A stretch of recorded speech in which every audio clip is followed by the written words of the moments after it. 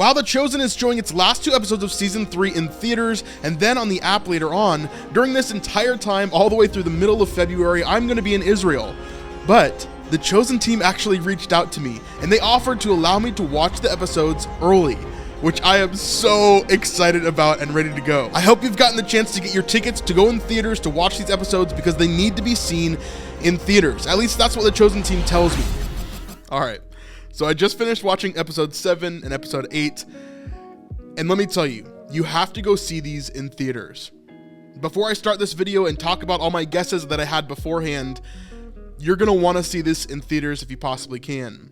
A few weeks ago, I made a video talking about how they're gonna have this in theaters and how it was kind of a bummer that it's not gonna be in all these other places, and that is still the truth for sure. And I'm super sad that I wasn't able to experience it in theaters either. Unfortunately, I just had to watch it here in my house, but seriously, if you can at all find tickets to go to The Chosen in theaters, the season finale, you need to go. It's amazing. So let's start this video and talk about my guesses for season 3 and just my overall experience after I watched these episodes.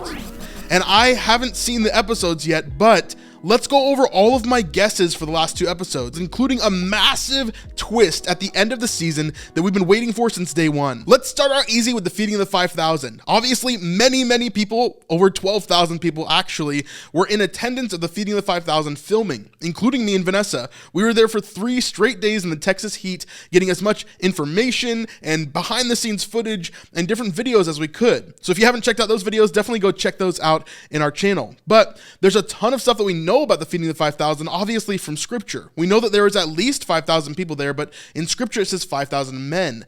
This could have been 15 to 20,000 people in reality, and The Chosen did an amazing job of showing this, having a massive amount of extras, more than basically any other film or TV show in existence. Now, we've known this since before the filming of season 3. We knew that the feeding of 5,000 was going to be a big piece, and I think that's going to be a massive portion of the episode. What I do think they're kind of misselling us on is that this is going to be the climax of the season. I think there is going to be something else that we're going to talk about in number 10 that is a big twist at the end of the season, but stay tuned for that. The second thing that I expect to see is Matthew's restoration. We've seen Matthew in a couple of different scenes behind the scenes and in the trailers where he's holding his tzitzit. Now, the tzitzit are a representation of the law or the Torah. This is a representation of someone being Jewish, and especially the Jewish males during the time of Jesus. Many of the males, if they were Jews and devout Jews especially, wore tzitzit. This is a very normal thing to do then. However, in all of the episodes of The Chosen, we have never seen Matthew wear these. Why? Because he wasn't accepted amongst the Jews, and he kind of outcast himself. His father said that he had no son, and the Jewish people said they have no Matthew amongst them. And so for Matthew, he wasn't a part of the Jews, and in some ways, he still might think that he's not. Now in episode 6, we saw as Mary actually found Matthew's tzitzit in his home in one of the chests in his house. This, everybody thought maybe was Judas stealing money or something else kind of alluded to, but this is very purposeful, showing Mary finding Matthew's tzitzit. We know from the behind the scenes that we've been doing research on for the past 8 months that Mary is going to talk to Matthew and have an intimate conversation with him. And I believe this is what that conversation is going to be about. It's a restoration of Matthew. It's showing more of who he is as a Jewish man and beginning to give us that clarification of him coming back into the fold of Judaism, back into the fold and being accepted fully by the group. On a side note on this one, we also see a flashback in Matthew's life back to him being a tax collector. And this is a really interesting one because in the trailer for season 3, we saw him interact with someone that we haven't seen for a long time. This is actually one of the characters from the original pilot of The Chosen, the shepherd. Now, we see the shepherd. I don't know if he has an actual name, but the elderly gentleman that's bald and he looks like this. More valuable than gold, more precious than rubies. Right when we saw the trailer, we were all freaking out because we recognized this guy from The Shepherd. Although I don't know if he's playing the exact same character as from The Shepherd, because he would be 80, maybe even 90 years old at this point, so seems pretty far-fetched logically in my brain, but maybe that's just something we have to set aside, and that's what they wanted to do for this episode. But I do wonder how that's going to play out, and what is his role for talking about the Messiah and talking about this new faith to Matthew. Number 3, we know from the behind the scenes and a bunch of photos that The Chosen has actually shared that Philip is going to get hurt. This is something that we actually saw in a lot of the behind the scenes. Even as far as in the feeding of the 5,000, we see Philip actually having a staff that he has to walk with. Now, we see a little bit of this, but we don't know how he gets hurt or how it's going to affect the last 2 episodes. It may not be a huge deal, but maybe it's important for someone like little James. Maybe they have a moment together. I'm not sure exactly what the significance of this is, or if Jesus is going to heal him, or what's going to go on there, but it is going to be interesting to see how that plays out. Philip has been a really strong character throughout the last 2 seasons, and seeing him injured and maybe a little bit feeling less than is going to hurt his ego. Maybe it hurts his strength overall. Maybe Andrew has to step up because of this. Number 4 brings us back to episodes 5 and 6, where we saw that Eden had a miscarriage and then finally opens up to Simon, telling him everything that happened. She comforts him at the end of the episode as he's saying, why? And they don't have any answers to any of this, but they continue on. And we know that in episodes 7 and 8, most likely episode 7, we're going to see as Eden searches for something. She wants clarity, she wants healing, but she talks to specifically Salome, the mother of James and John, and Mary Magdalene. This is what she says in the trailer of the season finale. Jesus gave her healing and joy, but he hasn't given that to me. Now here she's probably talking about Veronica, the bleeding woman or the woman with the issue of blood. She says that she found healing and joy, and yet he didn't heal Eden. She feels sorry for herself. She feels jealous. There's a lot of different emotions that are building up within her. And I wonder how she's going to solve that, assuming that Simon's not going to be in the picture very much for the rest of the season, being off with Jesus and obviously being part of the feeding the 5,000. And then this brings us to Simon. Simon is really struggling with doubt. And originally I thought this was going to be doubt in Jesus, doubt in the whole messiahship of everything. But it looks like from the trailer that it's less about him doubting Jesus and more about him doubting himself. Faith isn't my problem. I think I was a mistake. Was he supposed to be chosen? Was he supposed to be one of these apostles? And all of that is kind of culminating into this massive moment where we see him and John kind of go on this walk and talk. And we also see that Simon begins to break down. He cries on John's shoulder and is finally showing some emotion and vulnerability to the group, which is something we really haven't seen from him that much. In my opinion, the entirety of the Eden storyline is really supposed to be focused on Simon. It's for her to bring her emotions and kind of transfer them to Simon so that he begins to doubt, so that he begins to feel these weird emotions and he has to struggle with that. I think at the end of the day, it's going to strengthen his faith. It's going to strengthen his relationship with Jesus. It's going to strengthen his relationship with the group, and they're really going to figure it out all together. We also see from the trailer for the last 2 episodes that Jesus says this. John, the success of this trip depends on Simon. So Simon is obviously going to be a very key component in what's upcoming. Remember, don't go anywhere because the last one in this list is a really, really big twist at the end of the season. So if you want to see that, make sure you stick around. Number 6 is all about Nishan. Now, this is a character that we were actually introduced to in the behind the scenes with Chris and Jelaine as they talk about these new characters that are being introduced in season 3. A brand new character this season. He's a healer that comes from the Decapolis just after the 2 disciples had preached there. He's displaced because their words kind of moved the people to start like civil unrest. He's upset with the disciples and Jesus for that reason and goes to Jerusalem to kind of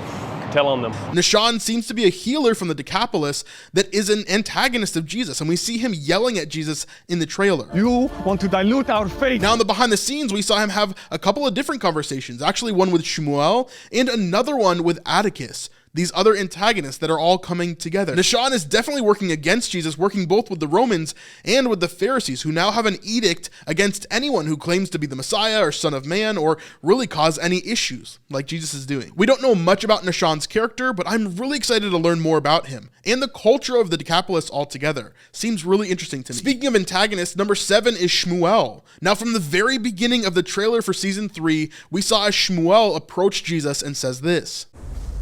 You look troubled. I am. You're losing something. I know what that's like.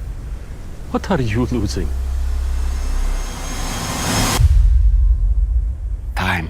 So somewhere in these 2 episodes, they share a moment together, and Shmuel is seeking him out. Remember, he wants to detain him. He wants to punish him for what he's been doing because he truly believes that this is blasphemy. He truly believes that this is something evil that's happening that he needs to contain. But nobody else seems to be taking it as seriously as he is other than Yanni. And even Yanni may not be quite where Shmuel is. I guess we'll have to see, because we haven't really seen much of Shmuel in this season at all. I'm expecting to get a little bit more of him in these last 2 episodes. And coming in at number 8, we have Gaius, who we've been theorizing for months now is the centurion with the ill servant. Now, this has all but been confirmed by how Gaius talks about this servant, that he raised him from a young child and that his mother died. This servant is obviously extremely important to him. It's not just some random throwaway slave or servant.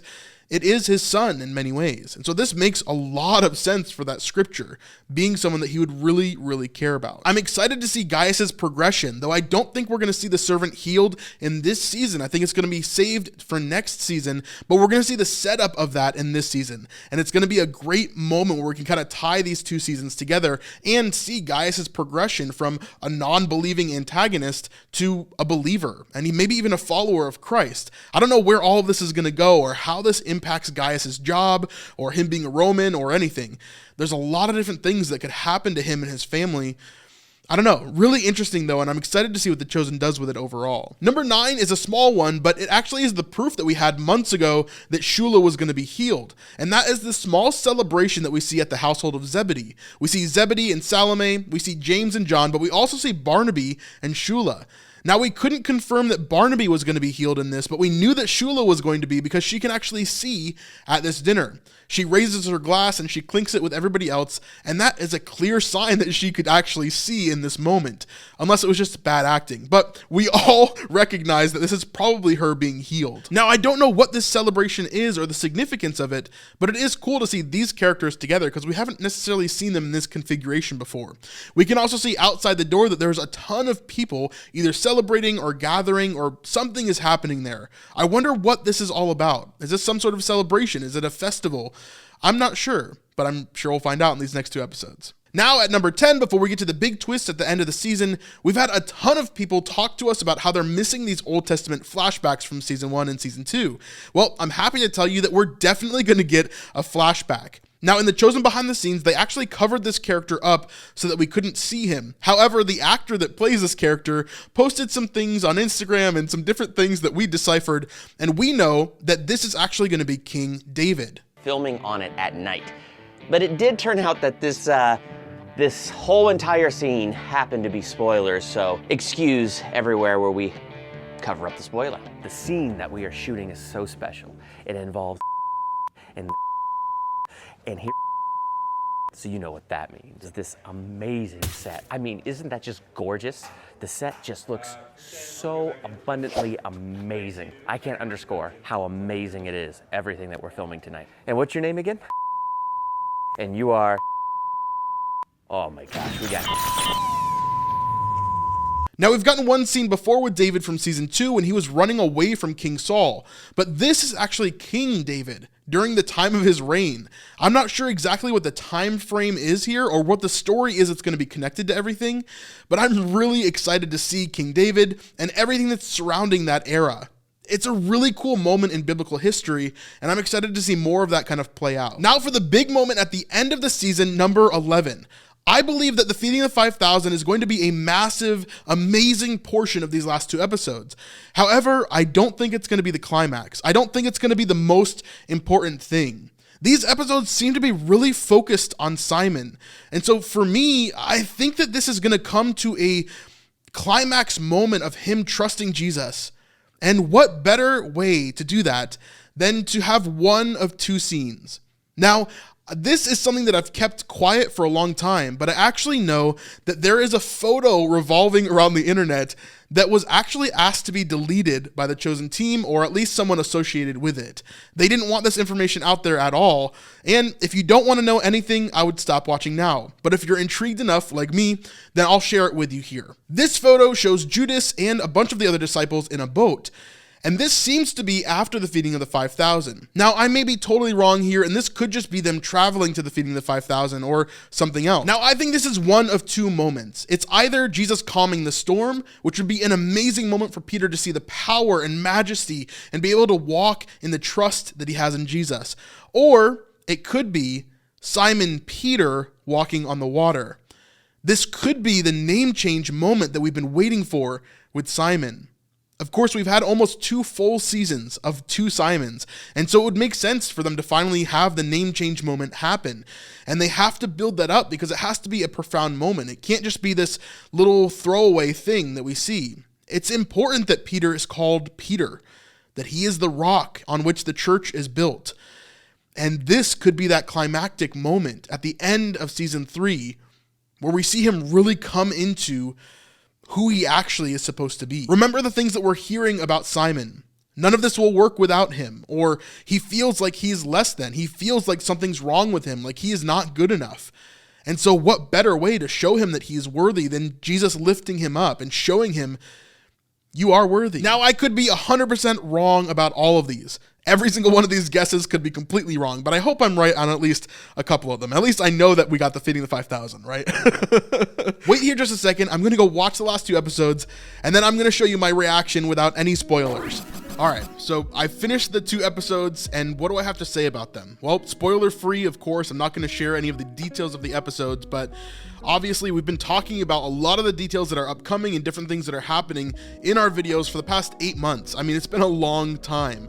So really, we've been diving into this for over half a year. So there's a lot of things that we've talked about that may come true, that may not, but these episodes are really, really good. The climax of the season and everything that's happening with the Feeding the 5,000, all of that is really amazing and it's really well done. I think these 2 episodes, more than anything else that I've seen from The Chosen, are the most cinematic, they're the most movie-like, they're the most theater-worthy episodes that I've seen. We've got some stuff that's coming out during the release, just like we normally do. You'll still see a long premiered video instead of a live stream during that time, and so man, it's gonna be awesome. We'll still have the same communication that we always have, even though I'll be in Israel during that time. So I'm super excited for you guys to see these episodes, and I cannot wait. Thank you to the Chosen team for allowing me to see these episodes ahead of time. I was really worried what our content was going to look like and how I was going to kind of manage through this time. So thank you. You know who you are, for reaching out to us and allowing this to happen, because that was massive for us and really saved a lot of our content. So I appreciate that a ton. But let me know in the comments below, what are your guesses for the upcoming episodes, and what do you expect to see? What do you want to see? I can tell you it's going to be good no matter what. So we'll see you on the next one. Peace.